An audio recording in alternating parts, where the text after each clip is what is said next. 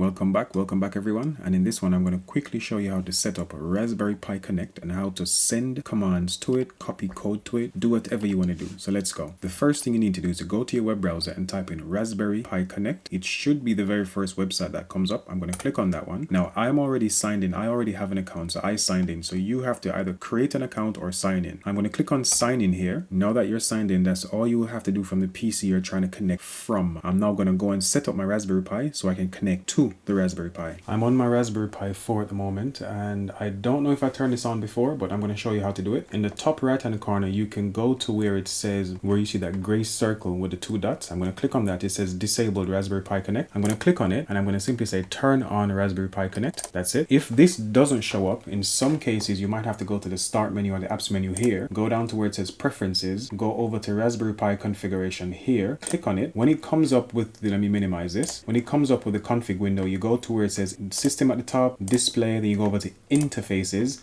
and it should be on this list here somewhere. Once you activate it, what you're going to have to do is just sign in with your Raspberry Pi ID. So I'm going to click sign in with the Raspberry Pi ID. I'm going to enter my email address and password here. So you would have had to create an account before. So that's the step I showed on my other computer that I need to connect from. The first thing it's asking me to do is to create the name for my device. So this one is just going to be my Pi 4 tester.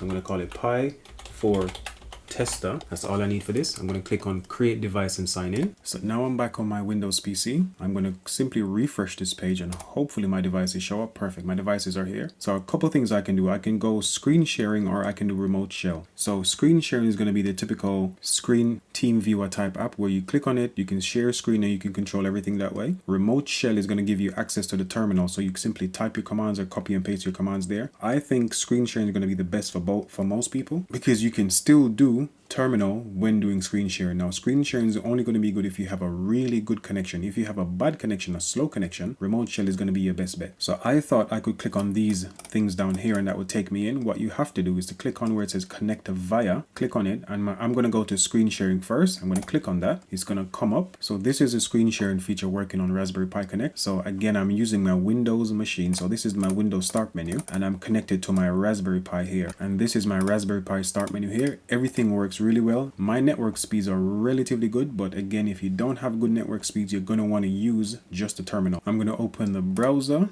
I'm going to open the file explorer. I'm going to open my terminal window. I'm going to do ls to see what I have in here. I'm going to do cd, should have a downloads folder. I do ls here, nothing in there. Cd, yep, everything works perfectly fine. I do have really good internet speed, so please temper your expectations if your connection is not really good. Close this down and I'm going to go ahead and try and test the other version now. So let's disconnect. Now back in this window, I'm going to simply go to connect via again, and I'm going to only open the remote shell this time. Now if you're a developer, this is probably what you're going to want to work in. This is a really good program. So now I can simply plug my Raspberry Pi in, sign into this service, and that's it. I'm done. I don't need to do anything else. I don't need to install TeamViewer. I don't need to do anything but simply log in. Now from here, let's make this large. From here, I'm going to do the ls again. Yep, cd, downloads, everything works fine. Go back, mkdir, hello.